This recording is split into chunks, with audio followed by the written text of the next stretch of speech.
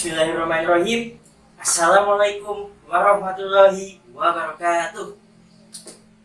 Bagaimana kabarnya kalian anak-anak? Semoga di masa pandemi ini kalian tetap baik-baik saja dan selalu tetap semangat dalam menuntut ilmu. Oke, sebelum kita mengawali pembelajaran pada hari ini, alangkah baiknya kita membaca doa terlebih dahulu. A'udzu billahi minasyaitonir rajim. Bismillahirrahmanirrahim. Raditu billahi robba wa bil islami dina wa bi Muhammadin nabiyya wa rasula. Rabbi zidni ilma warzuqni fahma. Amin. Silakan nanti kalian absen di kolom komentar di YouTube dengan format nama dan kelas kalian. Pada pagi hari ini kita akan membahas materi tentang perkembangan Islam di masa Rasulullah Shallallahu Alaihi Wasallam pada periode Madinah. Langsung saja kalian simak materinya. Langsung saja masuk pada materi pertama, yaitu kebudayaan dan kondisi masyarakat Madinah sebelum Islam. Nah, Madinah pada mulanya bernama Yasrib. Dinamakan Yasrib karena orang pertama yang tinggal di kota ini bernama Yasrib bin Qaib bin Ubail bin Aus bin Amalik bin Lawis bin Irak. Nah, beliau ini salah seorang anak keturunan Syam, putra Nabi Nuh alaihi salam. Kota Madinah sudah berdiri sejak 1600 tahun sebelum Masehi. Kota Madinah atau Yasrib ini berjarak sekitar 300 mil sebelah utara kota Mekah. Nah, kota Madinah merupakan kota yang makmur dan subur dengan pertaniannya. Sebagai pusat pertanian, kota Madinah menjadi menarik bagi penduduk kota lain untuk berpindah ke sana. Kota Yasrib dikelilingi oleh gunung berbatu. Di Yasrib ini terdapat banyak lembah atau yang paling terkenal dengan nama Wadi. Penghasilan terbesarnya adalah anggur dan kurma. Tidak mengherankan jika kurma terbaik di dunia terdapat di kota ini. Luas kota Madinah sebelumnya sekitar 15 km. Namun sekarang ini sudah berkembang menjadi sangat luas. Sekarang sudah menjadi 293 km. Nah, masyarakat Yasrib sebelum Islam datang dikelompokkan menjadi 3. Yang pertama yaitu suku Aus dan suku Khosraj. Nah, kedua suku ini awal mulanya adalah nama dari 2 orang saudara kandung, anak dari Haris bin Salabah, dari istrinya yang bernama Kilah binti Al-Aqam bin Amr bin Jaf. Nah, pada perkembangannya selanjutnya Aus dan Khosraj menjadi 2 nama kabilah besar di Yasrib. Selama kurang lebih 120 tahun, 2 kabilah ini saling bertikai. Pertikaian ini tidak lain disebabkan karena provokasi kaum Yahudi yang iri dengan kemajuan suku Aus dan Khosraj. Akibat provokasi kaum Yahudi tersebut, suku Aus dan Khosraj terlibat perang saudara yang hebat dan berkepanjangan. Salah satu peperangan terkenal di antara keduanya disebut dengan Perang Bu'ats. Yang kedua yaitu kaum Yahudi. Setelah bergabung dengan orang-orang Hijaz, gaya hidup mereka berubah menjadi gaya hidup orang Arab, berbahasa Arab, serta mengenakan pakaian yang biasa dipakai oleh orang Arab pada umumnya. Hingga nama-nama dan nama kabilah mereka disebut dengan nama-nama Arab, dan pada akhirnya mereka pun menikah dengan orang-orang Arab. Namun meskipun demikian, mereka tetap memelihara rasa fanatisme mereka sebagai orang Yahudi dan tidak membaur dengan bangsa Arab. Bahkan mereka terus membanggakan dirinya sebagai Bani Israel dan meremehkan orang-orang Arab dengan menghina dan meremehkannya. Kaum Yahudi tidak terlalu berambisi menyebarkan agama mereka. Mereka menganggap bahwa mereka adalah orang-orang berilmu serta memiliki kelebihan dibanding bangsa Arab. Secara ekonomi, kaum Yahudi menguasai bagian terbesar dari kegiatan perekonomian di Yathrib. Mereka sangat terampil dalam mencari sumber penghidupan dan mata pencaharian. Kaum Yahudi menguasai perputaran bisnis biji-bijian, kurma, homer, serta jual beli kain. Mereka mengeruk sekian kali lipat keuntungan dari bangsa Arab. Nah, yang ketiga yaitu kaum musyrik. Mereka adalah orang-orang musyrik yang menetap di beberapa kabilah di Madinah. Mereka tidak memiliki kekuasaan atas penduduk Yathrib. Bisa dikatakan bahwa mereka adalah kaum minoritas yang hidup di Yathrib. Mereka memiliki seorang tokoh bernama Abdullah bin Ubay. Sebelum Rasulullah hijrah ke Yathrib, tepatnya setelah perang Bu'az usai, suku Aus dan Nasraj setelah sepakat untuk menobatkan Abdullah bin Ubay menjadi pemimpin kelompok mereka. Abdullah bin Ubay merasa tidak ada pesaing di Yathrib.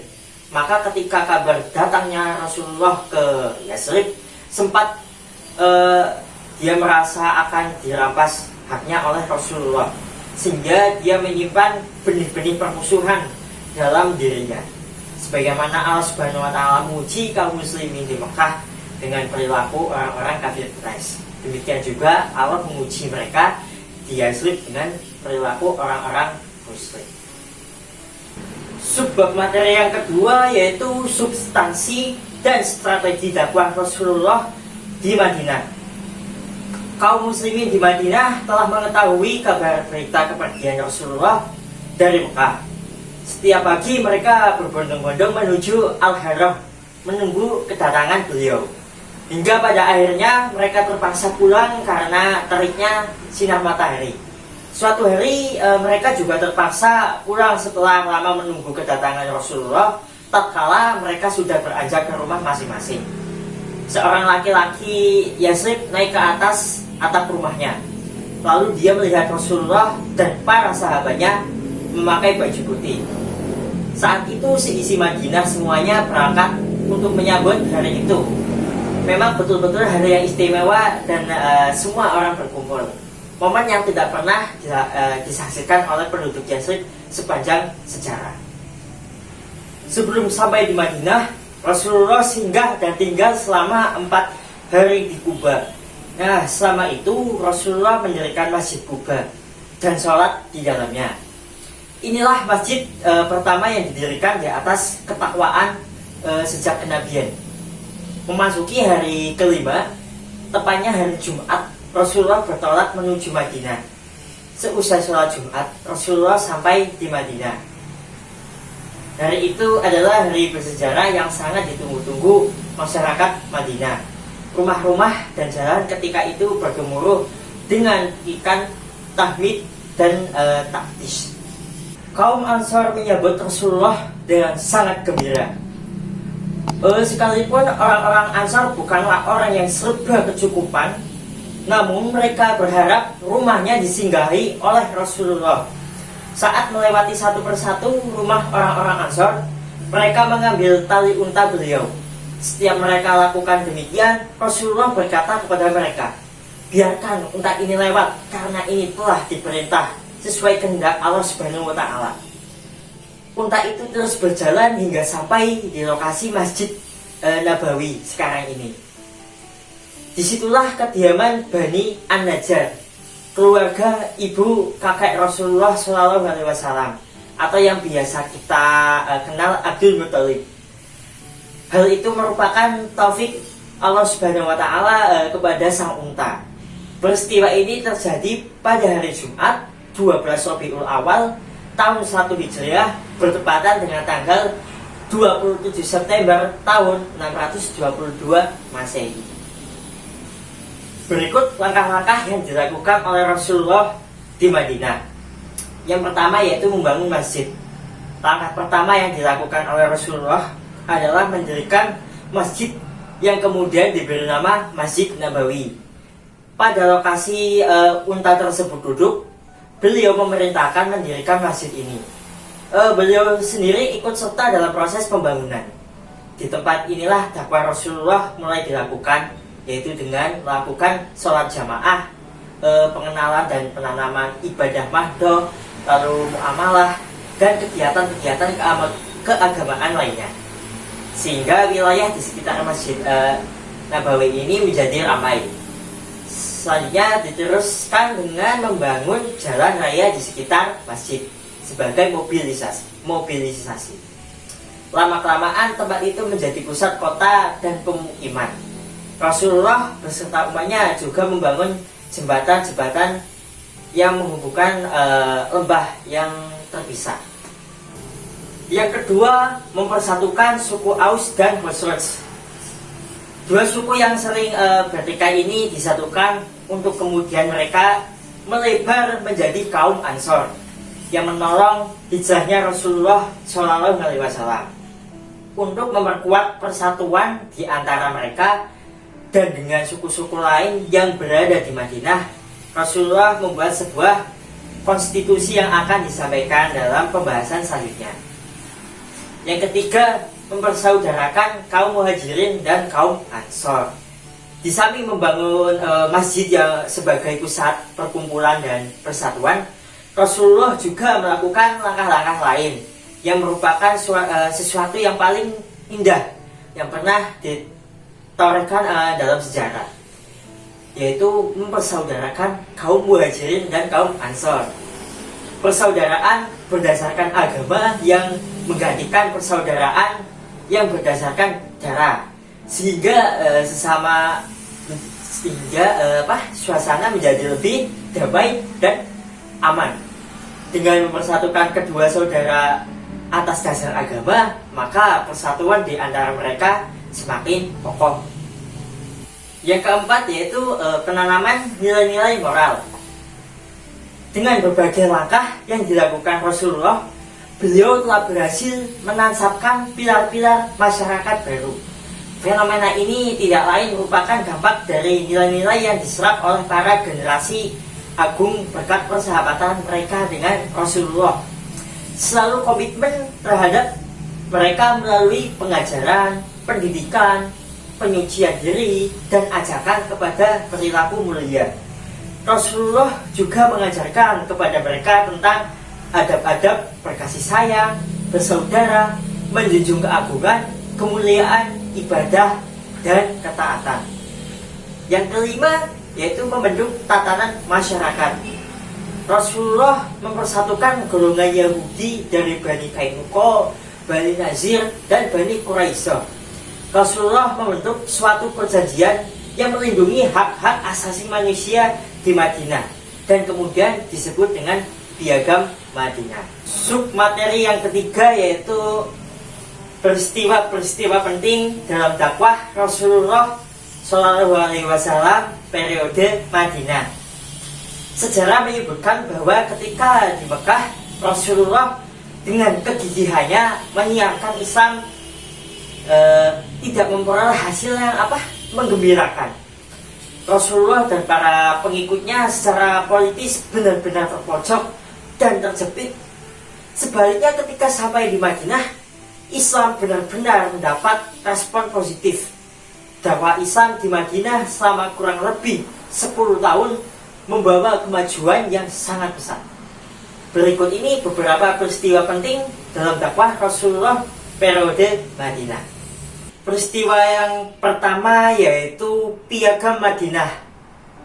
Nah, lahirnya Piagam Madinah ini yang diperkirakan kurang dari 2 tahun Rasulullah tinggal di Madinah ini membuktikan bahwa Rasulullah dalam dakwahnya berhasil mengadakan konsolidasi dan negosiasi dengan berbagai kelompok kepentingan di Madinah.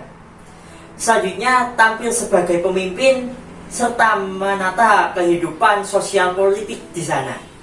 Piagam Madinah ini secara tidak langsung menandai berdirinya sebuah negara. Para sejarawan menyebut bahwa Piagam Madinah ini sebagai konstitusi tertua di dunia sepanjang sejarah. Piagam tersebut menjamin kebebasan beragama kaum Yahudi, menekankan kerjasama sedekat mungkin di kalangan Islam dalam artian Muhajirin dan Ansor, lalu menyerukan kepada kaum Yahudi dan orang-orang Islam bekerjasama untuk perdamaian berdasarkan peraturan umum serta menetapkan kewenangan mutlak kepada Rasulullah untuk menyelesaikan dan menegakkan perselisihan di antara mereka. Inti dari Piagam Madinah ini adalah sebagai berikut. Yang pertama, kaum Yahudi beserta kaum Muslim wajib turut serta dalam peperangan. Yang kedua, kaum Yahudi dan Bani Auf diperlakukan sama dengan kaum Muslimin. Yang ketiga, kaum Yahudi tetap dengan agama Yahudi mereka, dan demikian pula dengan kaum Muslimin. Semua kaum Yahudi dari semua suku dan kabilah di Madinah diperlakukan sama dengan kaum Yahudi Bani Auf. Yang kelima, kaum Yahudi dan Muslimin harus saling tolong-menolong dalam memerangi atau menghadapi musuh. Yang berikutnya, kaum Yahudi dan Muslimin harus senantiasa saling berbuat kebajikan dan saling mengingatkan ketika terjadi penganiayaan atau kezaliman. Berikutnya, kota Madinah dipertahankan bersama dari serangan pihak luar. Nah, selanjutnya semua penduduk Madinah dijamin keselamatannya kecuali bagi yang berbuat jahat. Dan yang terakhir, Nabi Muhammad Rasulullah SAW adalah pemimpin umum untuk seluruh penduduk Madinah.